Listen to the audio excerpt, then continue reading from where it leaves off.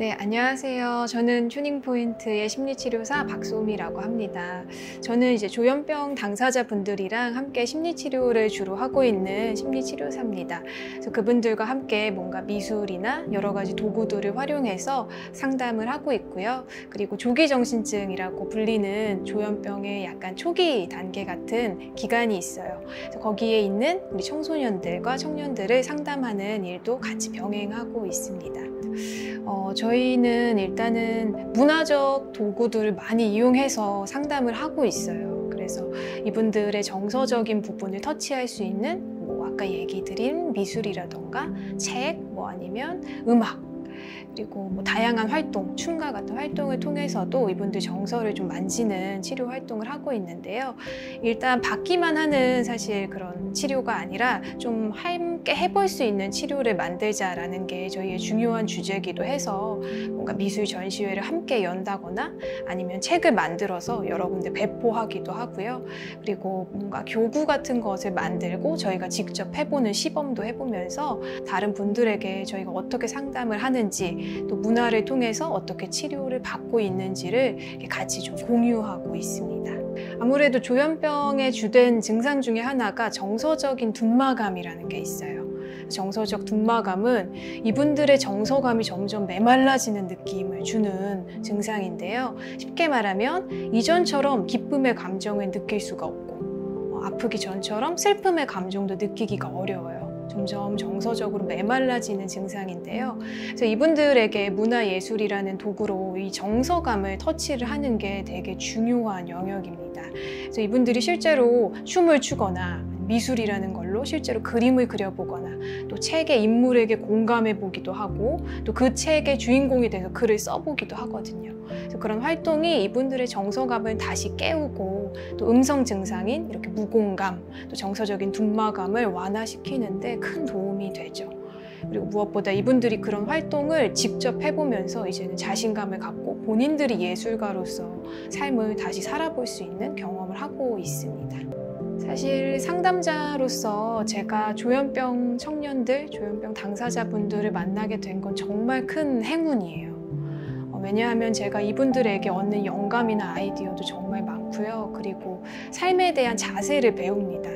그래서 그분들이 주시는 영감과 아이디어를 바탕으로 교구나 문화 활동도 시작이 되는 거예요. 그래서 그분들의 어떤 아이디어나 그분들이 가지고 있는 예술성을 최대한 잘 발현시켜야겠다라는 마음으로 이 작업들을 하고 있고요. 그래서 제가 상담자로서 오히려 제가 깊이 공감할 수 있는 힘을 얻는다거나 그리고 제가 공감한 거를 바탕으로 이제 교구를 만들고 다른 분들도 이분들의 마음을 공감할 수 있도록 이제 돕는 통로의 역할을 하는 거죠.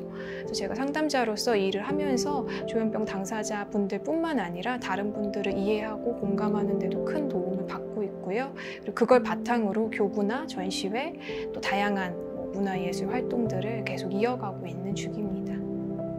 저는 사실은 아무래도 예술가는 아니고 상담사라는 치료사라는 이제 이름으로 활동을 하고 있는데요. 이 일은 정말 예술가와 가까운 일인 건 사실인 것 같아요.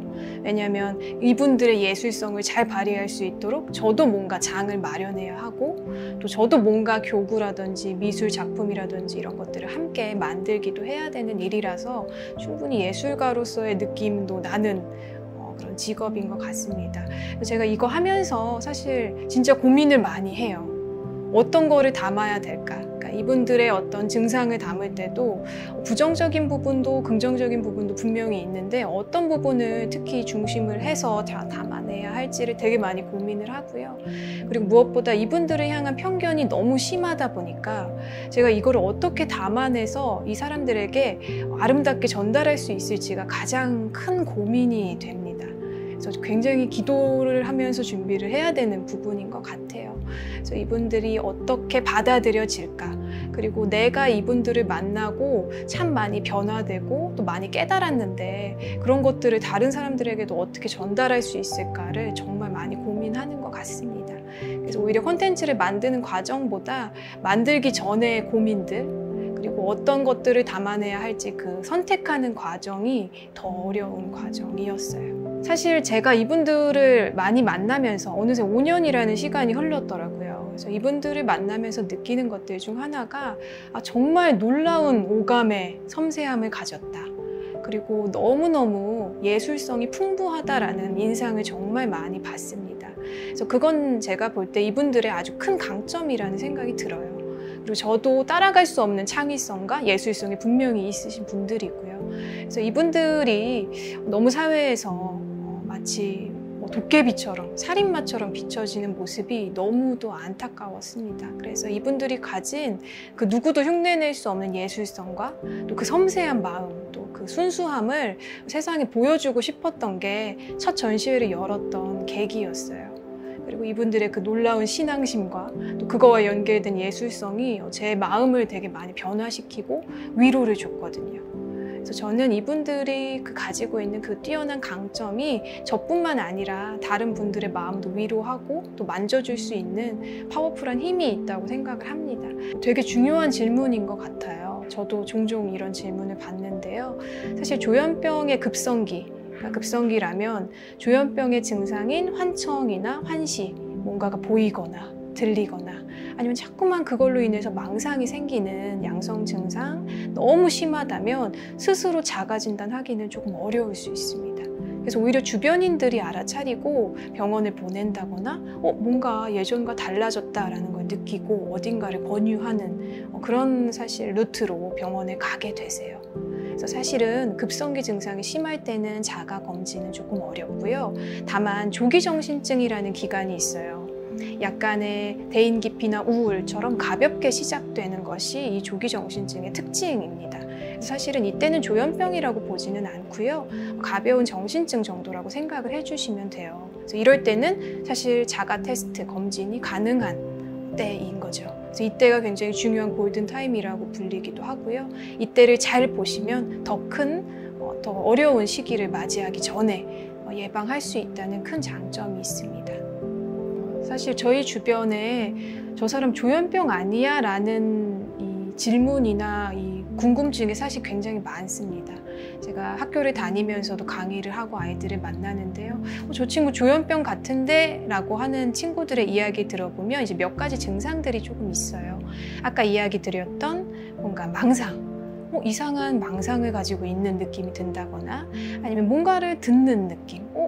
분명히 이런 소리가 안 들렸는데 이상한 소리를 듣는다거나 뭔가를 본다거나 하는 걸 주변에서도 느낄 때가 있죠. 그래서 그렇게 뭔가 이분이 약간 조현병 같이 뭔가 안 보이는 걸 보고 뭔가 소리를 듣고 망상을 겪는다면 조현병의 가능성이 있겠죠. 그래서 그런 때에는 사실 정확한 증상을 좀 들어보는 것이 아주 중요합니다. 그래서 그냥 아무 이유 없이 조현병이라는 판단보다는 이분들이 어떤 것 때문에 지금 어려움을 겪고 있는지를 면밀하게 들여다보는 게 가장 중요하다고 할 수가 있어요.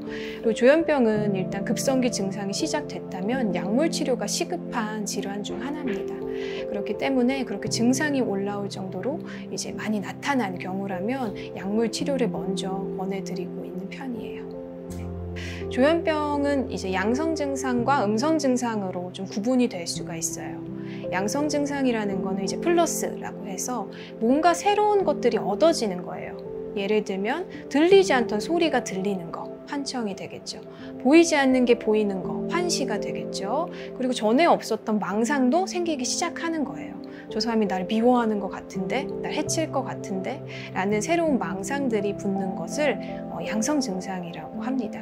그에 반해서 음성 증상은 뭔가가 없어지는 거거든요. 예를 들어 공감할 수 있는 마음이 점점 없어지는 거, 앞서 설명드렸던 정서적인 둔마감, 내가 느낄 수 있는 정서감이 점점 떨어지는 거죠. 기쁨도 슬픔도 점점 이전처럼 느낄 수가 없게 됩니다. 그래서 그런 것들은 음성 증상이라고 해요. 근데 앞서 말씀드린 양성 증상은 약물로 주로 치료를 합니다.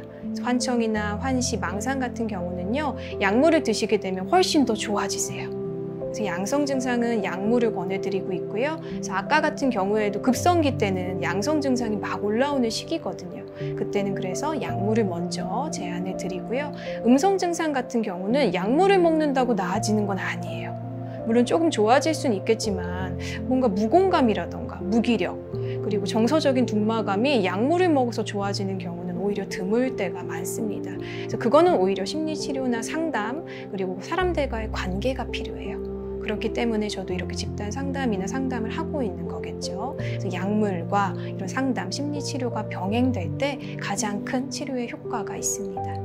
이게 되게 주관적인 영역이긴 하지만 저도 이제 개인적으로 뵈면서 이런 게 나타나면 많이 좋아지고 계신다 라고 딱 저도 인지를 하거든요. 일단은 환자의 주관적인 느낌이 제일 중요하긴 해요. 내가 확실히 많이 좋아졌다. 그리고 예전보다 불안함이나 이 환청, 환시, 망상의 정도도 굉장히 볼륨이 작아지는 거죠.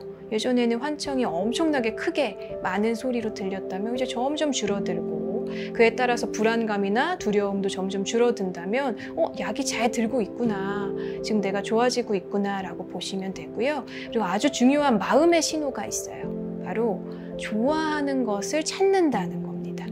그래서 이전과 같이 나 예전에 탕후루 좋아했는데 나 예전에 뭐 닭갈비 좋아했는데 김밥 좋아했는데 이걸 잊고 계세요. 근데 이제 점점 병이 좋아지다 보면요, 그 먹고 싶었던 게 생각이 나고요, 옛날에 했던 것들을 다시 해보고 싶은 마음이 생깁니다. 저희 똑같아요. 점점 나만의 욕구를 알아차리고 내가 좋아하는 걸 하게 된다면 나 지금 좋아지고 있는 것 같은데? 라고 생각하셔도 좋을 것 같습니다. 조현병 당사자분들이 저희랑 정말 똑같습니다. 사실은 저희가 몰라서 그렇지 조현병 당사자분들이 사회에서 활동을 굉장히 열심히 하고 계세요. 이미 회사의 팀장님도 계시고요, 교회 목사님도 계시고요, 그리고 그냥 교회 저희 청년부에 조현병이라고 밝히진 않았지만 그냥 저희와 함께 하고 있습니다. 사실은 이 병명을 굳이 드러내지 않는 분들이 훨씬 더 많기 때문에 저희의 일상에서, 사회에서 저희 사실은 흔하게 만나고 어쩌면 계속 같이 있었던 사람일 수 있거든요. 그래서 이분들을 그냥 나와 같은 사람이라고 생각해 주시는 거, 어쩌면 내 옆에 그 사람도 조현병일 수 있겠구나 라고 생각해 주시는 게 가장 먼저인 것 같아요. 저도 이 일을 하면서 이분들 그냥 내가 사회에서 마주하는 분들이랑 너무 같은데? 라는 생각 정말 많이 했거든요. 저의 첫 오해였기도 했고요. 그래서 여러분들도 이분들이 너무 다르고 그래서 뭔가 도와줘야 된다라는 생각도 물론 귀하고 소중한 마음이지만 사실은 이미 내 곁에 있는 똑같은 사람이었다는 거, 그리고 같은 사람이라는 걸 꼭 기억해 주셨으면 좋겠습니다. 그래서 먼저 다가가는 방법은 그냥 나와 같은 사람이라고 생각하시고 똑같이 대해 주시면 되세요. 그리고 물론 먼저 오픈하시는 분들도 계시거든요. 그럴 때도 마찬가지입니다. 나와 다르지 않고 누구라도 이 질환에 걸릴 수 있다. 특별한 병이나 뭔가가 이상해서 걸리는 병이라기보다 이분들을 그냥 똑같은 마음으로 받아주셨으면 좋겠습니다. 그리고 그게 가장 친해지는데 빠르고 가장 건강한 방법이라고 생각합니다. 그룹 상담의 힘이 또 있는 것 같아요. 그래서 이분들의 면밀한 이야기까지 다 깊이 매 시간 들을 순 없어도 이분들이 그냥 그 존재하는 시간만으로도 이분들이 힐링을 얻거든요. 나만 힘든 게 아니네, 나와 같은 사람들이 또 있네 라는 것만으로도 힘이 됩니다. 사실 저도 이 일을 하면서 세상에 이렇게 많은 주님 나라를 위해서 일하는 확장자들이 있구나 라는 것만으로 소진이 예방되고 힘이 되거든요. 이분들도 똑같아요. 뭔가 나만 이 고통을 겪는 게 아니구나, 이게 귀신 들린 게 아니라 이 병의 증상이었구나, 이런 걸 알아차릴 때 깊은 해소감을 경험하게 되거든요. 그리고 얼마나 위로를 받는데요. 저도 그 시간이 너무 힘이 되고 위로가 돼요. 그래서 이분들도 그 그룹이라는 만남을 통해서 어찌 보면 나만 그런 게 아니구나 라는 동질감, 또 이렇게 나를 아껴주는 사람들이 세상에 존재하는구나 라는 것만으로도 큰 사랑을 느끼면서 회복해가고 계십니다. 사실 쉽지 않은 일인 거는 사실이에요. 그래서 쉬운 일이라고 할 수는 없고요.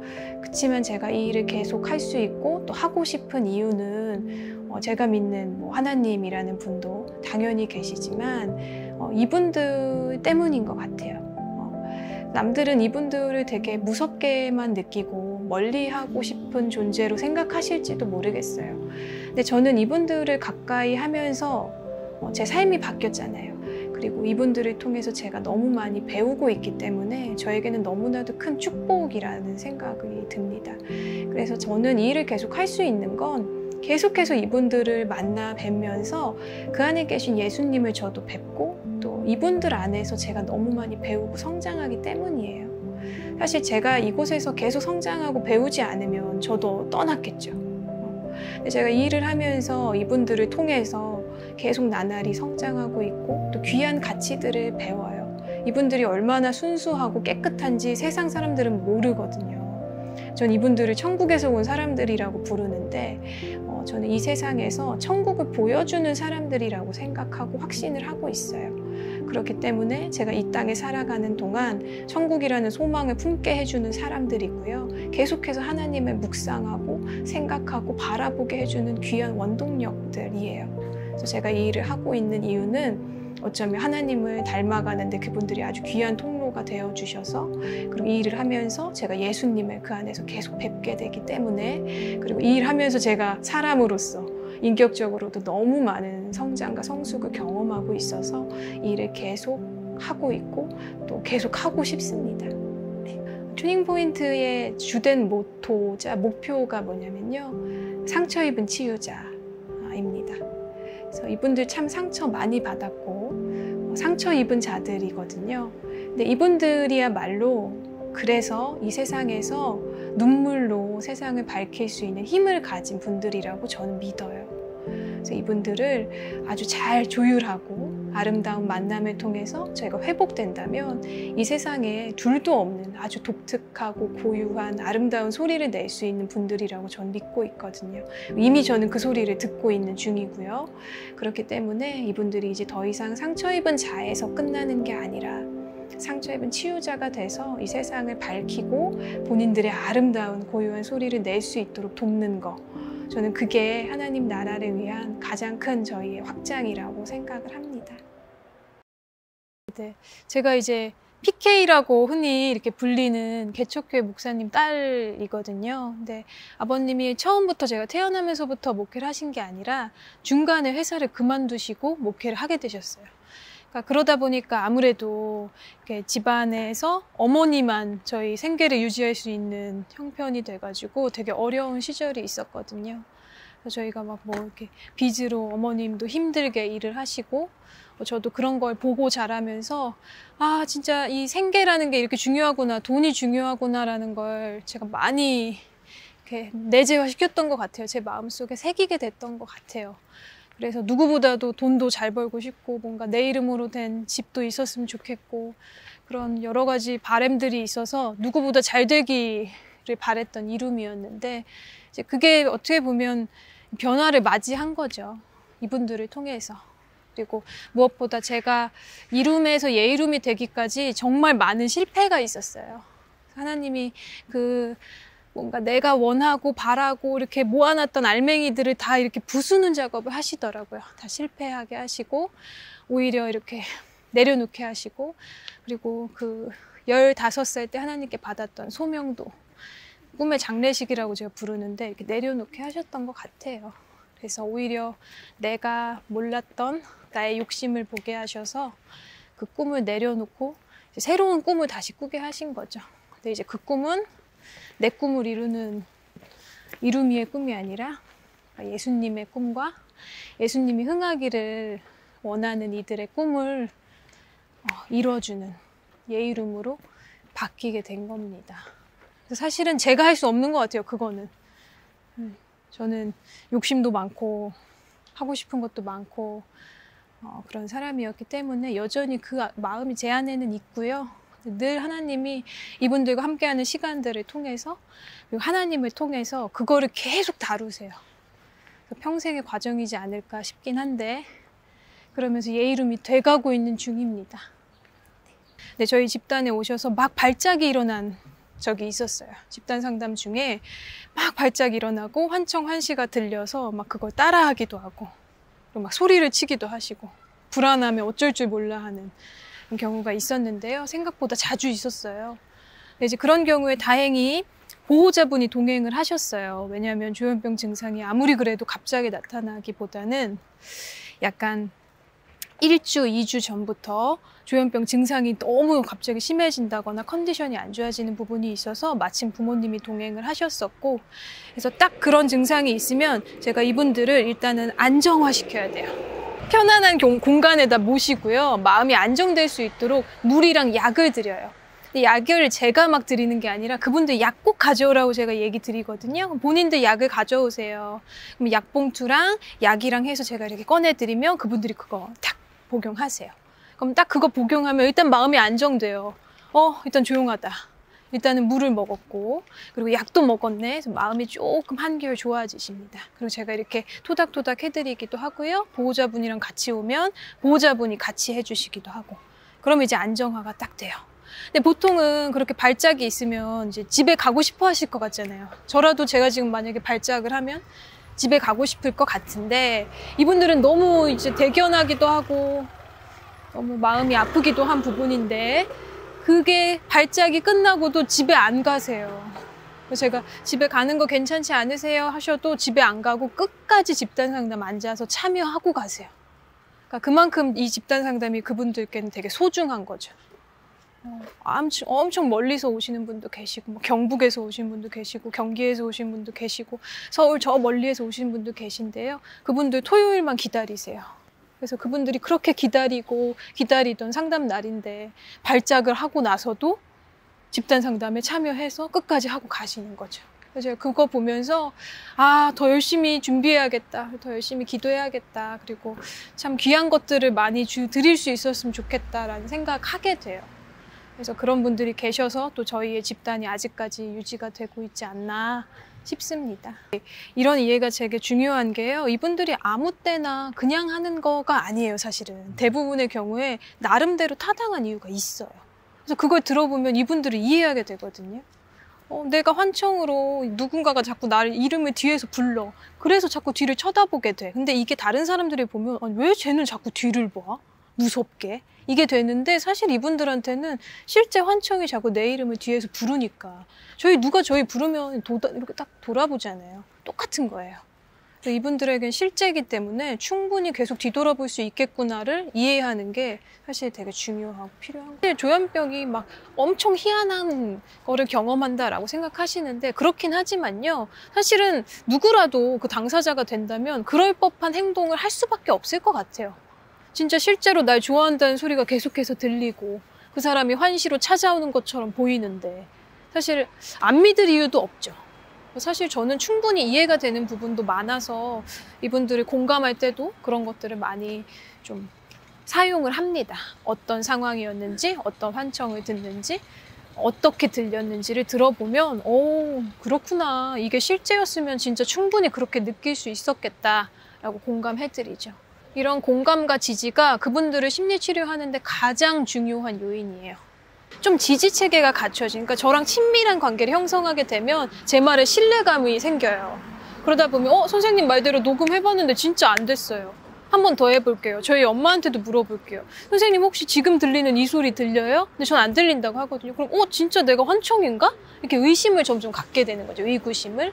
그러다 보면 환청을 무조건 믿는 게 아니라 그거 어쩌면 환청인가 봐, 이런 생각을 갖게 되고, 그러다 보면 서서히 이제 인지하게 되는 거죠. 뭐가 환청인지 아닌지를 찾을 수 있게 돼요. 그러면서 이제 치료가 이루어집니다. 사실 제가 제일 해보고 싶고 가장 중요하다고 생각하는 게 있어요. 그게 뭐냐면 바로 앞서 소개해드린 워크북입니다. 이분들 곁에 늘 함께 할 수 없지만 이분들의 매일매일을 함께 해줄 수 있는 게 뭐가 있을까 해서 만든 워크북이 있어요. 그리고 이 워크북이 엄청 파워풀한 영향을 그분들께 드리고 있거든요. 저도 경험하고 있고요. 그래서 워크북을 만들어야겠다. 그리고 이거를 잘 활용할 수 있게끔 뭔가 도움을 드려야겠다라는 저의 하나의 또 꿈이 생겼습니다. 이분들의 이야기를 담은 살아있는 워크북을 만들려고 해요. 그래서 이분들이 직접 이 워크북 펼쳐서 보면 마치 집단 상담하는 것 같아. 나 집단원 돼서 나도 같이 부캐 만들고 나도 같이 이 사람들이랑 어울려서 동질감도 느끼고 너무 좋아. 이런 거 경험해 보실 수 있게끔 그 워크북 제작하려고 하거든요. 그래서 뭔가 이 워크북 통해서 조현병 당사자분뿐만 아니라 다양한 많은 분들도 위로를 받고 힘을 얻을 수 있도록 하는 게 지금 저의 또 새로운 꿈입니다.